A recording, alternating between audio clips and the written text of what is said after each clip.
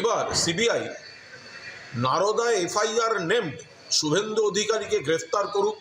Alchemist নিয়ে ED তদন্তে নেমেছে। অ্যালকেমিস্টের ব্র্যান্ড অ্যাম্বাসাডার মিঠুন চক্রবর্তীকে গ্রেফতার করুক।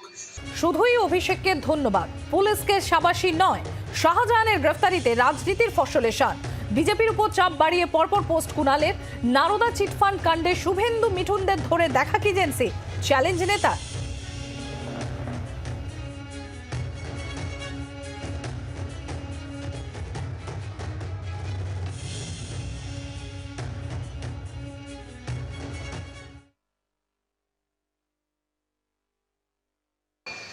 পুলিশ তো তার কর্তব্য করলো। এবার CBI Narada FIR named Suvendu অধিকারীকে গ্রেফতার করুক।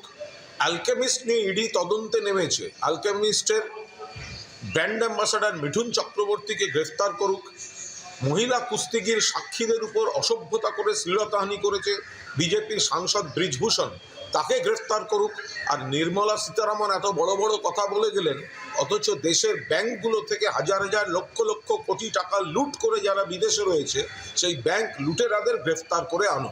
রাজ্য পুলিশ দেখিয়েছে, কথা রেখেছে। মুখ্যমন্ত্রীর নেতৃত্বে, অভিষেক বন্দ্যোপাধ্যায়ের সেনাপতিত্বে সরকার এবং দল চলছে।